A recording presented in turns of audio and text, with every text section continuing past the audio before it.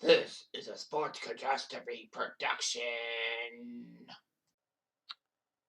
Hey there, Heather Ho there. It's Jeff Cutter Diamond. Welcome you to another Sports Catastrophe birthday boy. And the birthday for today, May the 18th, is a baseball icon who played for the athletics franchise Baltimore Yankees and Angels.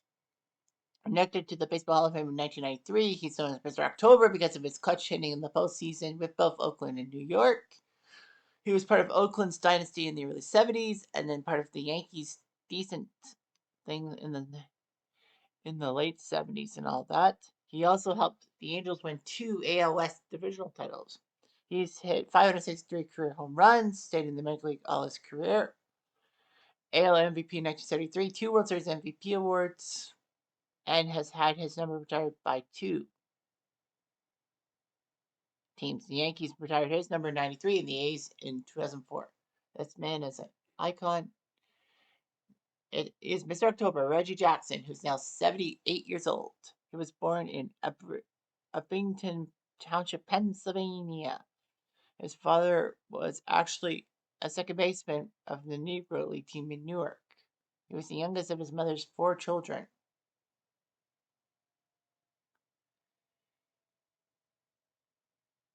Anyway, when his parents divorced, his mother took 3 of the siblings with her, and father took 2 siblings.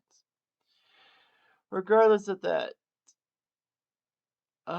he actually ended up, well, he was playing football in high school and then fractured 5 cervical vertebrae, which caused him to spend 6 weeks in the hospital and another month in a neck cast. A lot of people said that Reggie would never walk again, let alone play football, but he defied the odds. He was a pretty good baseball player and could pitch. So anyway, for football, he was recruited by Alabama, Georgia, and Oklahoma, who were trying to break the color barrier just for Jackson.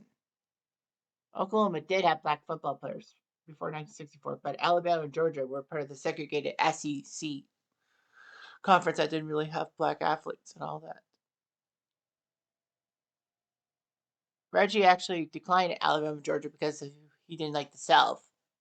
I mean, who could blame him at the time of racial injustice? And declined Oklahoma because they wanted him to stop dating white girls. All that. Regardless of that, Jackson was scouted for baseball by San Francisco's Hans Lobert head coach. The Dodgers and Twins also made offers, and even the Phillies gave him a tryout.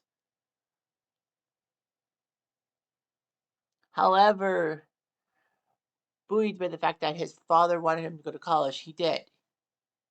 He accepted a football scholarship from Arizona State. And he had the ability and willingness to be both football and baseball, so ASU got him. So anyway, still in his football gear, he actually hit a home run in practice on the second pitch he saw. And in 5 at bats, he hit 3 home runs. He was allowed to practice with the ASU baseball team, but could not play because freshmen were not allowed to play on the main roster and all that. Reggie would have been a defensive back in football, but he refused to and decided to switch permanently to baseball. Baltimore actually offered him a $50,000 signing bonus to join the team, but he didn't want to. He actually didn't want to forfeit his college scholarship. So anyway, Reggie would play center field for ASU and would hit a lot of home runs and all that. Lots of scouts were in for him and all that. Anyhow, in the second Major League draft in history in 1966, he was picked second overall. The first overall pick was Steve Chilcott of the New York Mets, to the New York Mets as a catcher. Chilcott would not pan out in any shape or form. Number 2 pick went to the Kansas City Athletics, well, the A's franchise, which was in Kansas City at the time, and Reggie was selected by them. According to Reggie, he said that the Mets didn't select him because he had a white girlfriend. Anyway, it was actually confirmed that the Mets needed a catcher and took Steve Chilcott. Regardless of that, Reggie would sign with the A's for $95,000. All that.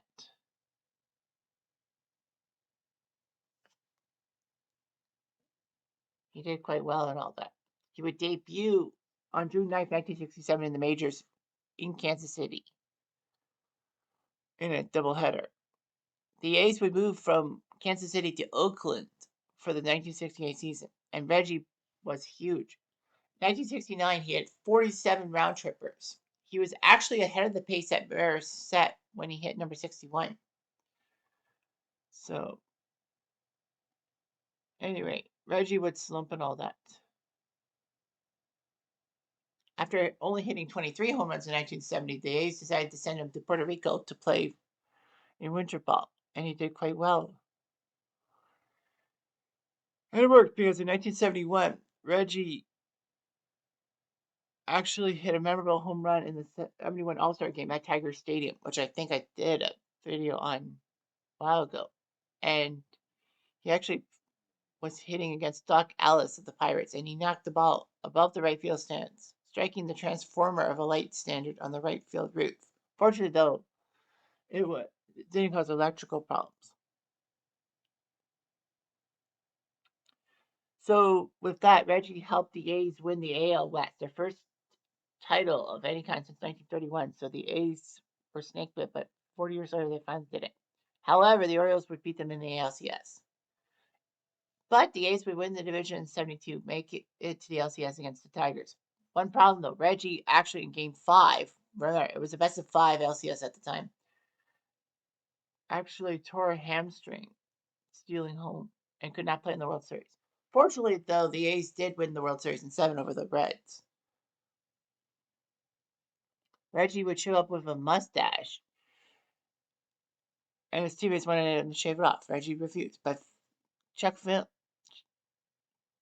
Charles Finley liked the mustache so much he offered each player $300 to grow one and have a mustache day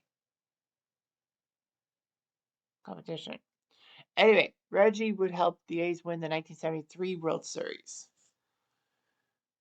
in 7 games against the Mets. It was hard fought. He was named MVP of the AL that year, and he was the series MVP in the World Series and all that.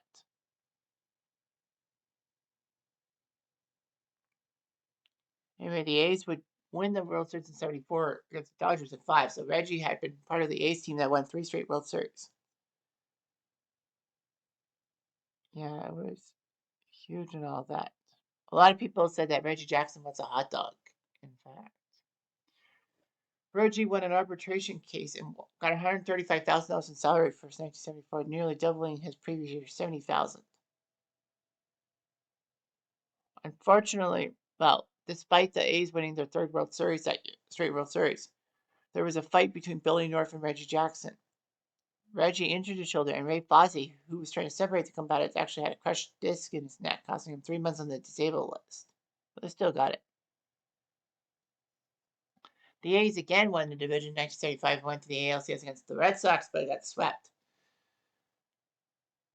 Anyway, Reggie was given $140,000 in 1975, but he wanted a 3-year, $600,000 pack, meaning $200K a year.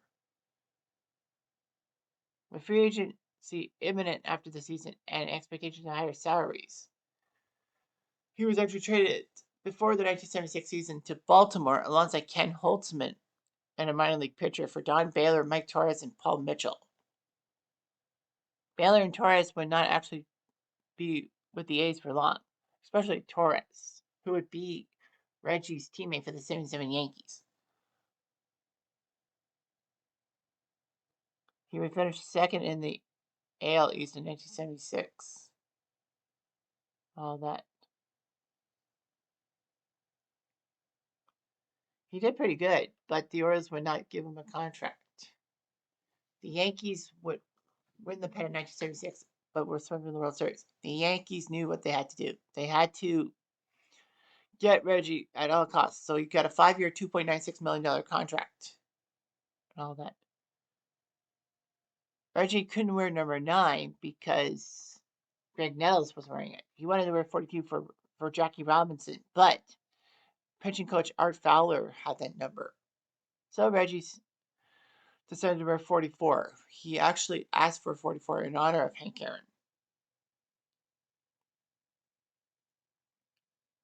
Of course, 42 would not be retired league-wide until 1997. So anyway, he had a tough time in his first season, especially with Billy Martin. A lot of people were excited about his arrival, but Billy Martin was not. So there were a few troubles with that. Reggie would make a famous statement saying, "This team, it all flows from me. I'm the straw that stirs the drink." Maybe I should say me and Munson, but he can only stir it that.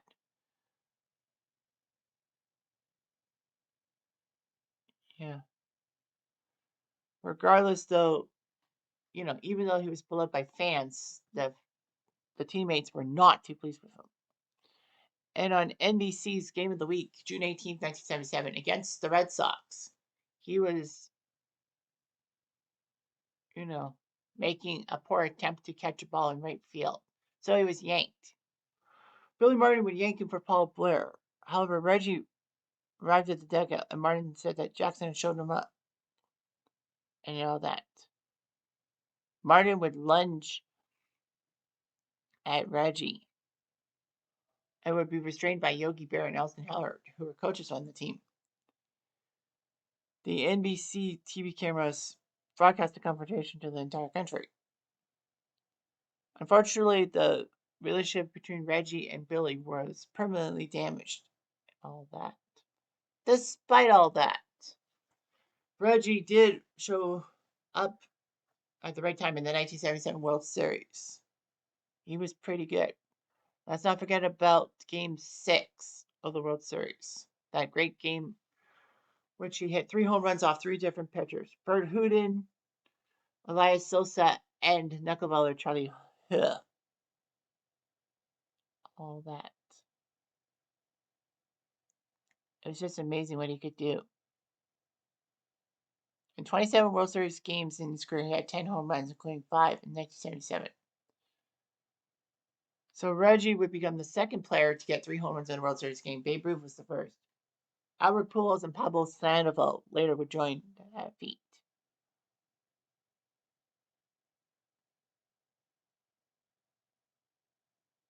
Anyway, it was just amazing and all of that.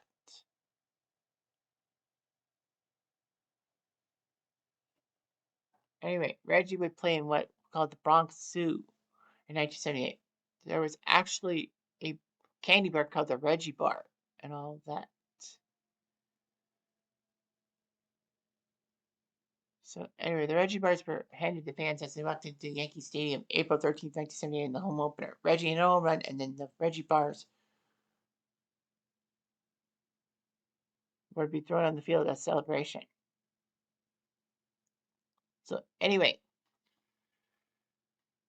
Billy Martin would make a famous statement in July 1978 by talking about Reggie and Steinbrenner, and basically says they're made for each other. One's a born liar, the other's convicted. The one that is convicted was Steinbrenner because he had violation of campaign finance laws. Billy Martin basically was canned the next day and was replaced by Bob Lemon, who was more easygoing.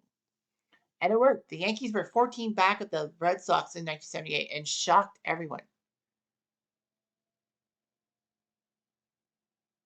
Of course, the Yankees won that game 5-4, the 1-game tiebreak, and all that. Everyone knows about Bucky Dent's home run, but in one of the most overlooked plays ever in baseball history, people forget that Reggie Jackson actually hit a towering home run in the 8th inning to make it 5-3.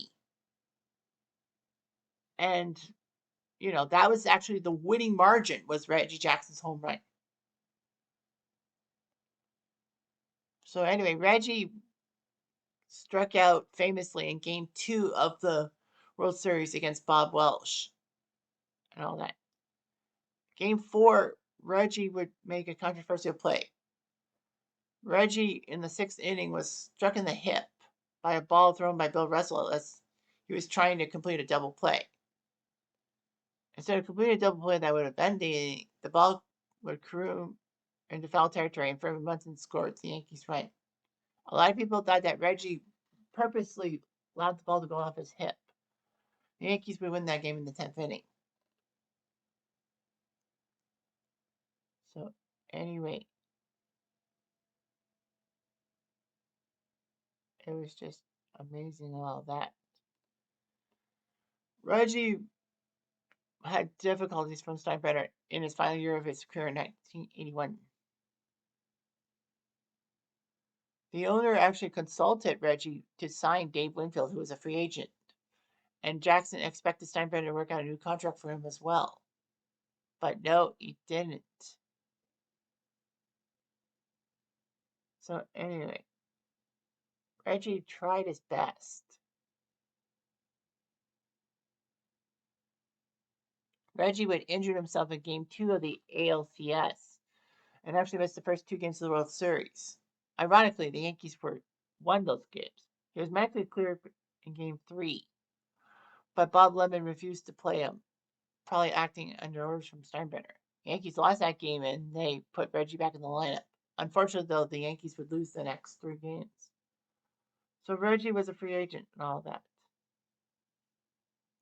Gene Autry, the owner of the Angels at the time, signed him to a 5-year contract. So he hit in his first game back at Yankee Stadium as an opponent, this time with the Angels. He actually hit a home run off of Ron Guidry. And Yankee fans actually chanted, Reggie, Reggie, Reggie, and said Steinbrenner sucks and all that. So he helped the Angels win the AL West in 1982 and have a 2-0 series lead in the ALCS against the Brewers, but choked it. Remember, it was best of 5. And in 1986, he went to the ALCS for the Angels against the Red Sox. This time under a 7-game series, the Angels would lose thanks to Dave Henderson's home run. But that didn't win Game 5 because they had to go to extra innings, in which the Red Sox won. But the Angels could have won Game 6 or 7, and then Henderson's home run would be a footnote. So after his contract kind of ended, he decided to sign with Oakland for the 1987 season, wearing number 44. He could have worn number 9, but he wore 44. In his last at bat at Comiskey Park, October 4th, 1987, he hit a single. He was actually the last player in Major League history to have played for the Kansas City Athletics. So his legacy was huge, getting to 11 postseasons in his 21 seasons, winning 6 pennants and 5 World Series. So he was 5-1 in the World Series. That's pretty good. You've had all that. He was pretty good. The only problem with Reggie is that he was a sink-or-swim swinger, meaning that if he didn't hit a home run, he was prone to strike out, and he had a lot of strikeouts. He's the all-time leader in striking out with 2,597 of them. He still is to this day. He actually joined the Astros as an advisor, and when the Astros won the World Series in 2022, he got his 6th ring as a member of that. Anyway.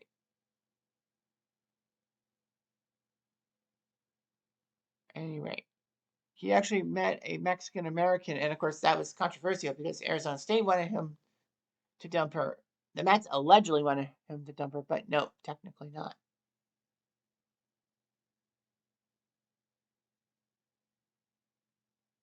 Anyway, they would divorce in 1973. He would have one child, born in the late 80s. I can't remember who. So anyway, Reggie became a color commentator for ABC Sports despite being active in baseball, but that's what usually happened. Tom Seaver did that.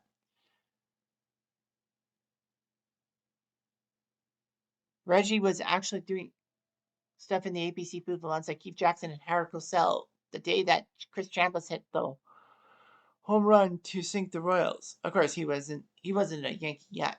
During the 1980s, he actually did color commentating for the 84 NLCS alongside Don Drysdale and Earl Weaver.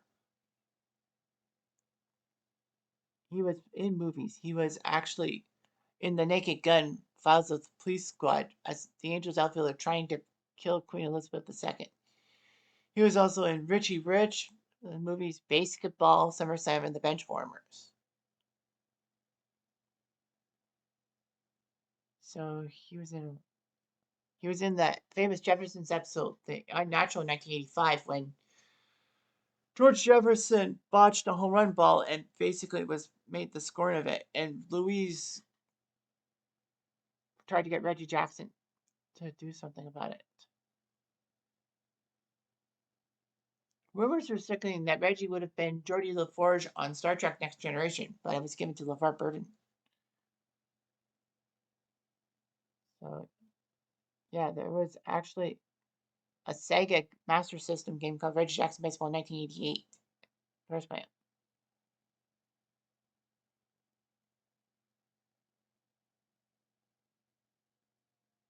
Anyway, yeah. Reggie actually lost a lot of memorabilia because of fires at his home twice.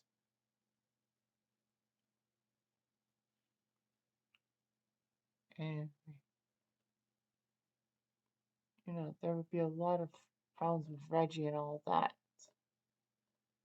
But Reggie was inducted to the Hall of Fame in 93 and decided to wear the Yankees cap on his Hall of Fame plaque. The Yankees would retire his number 44 in 1993. The A's would retire his number 9 in May 2004, becoming one of only 10 players to have his numbers retired by more than one team. So anyway, he was given a plaque in Monument Park, July 2002. Knowing the Bronx is burning and all that.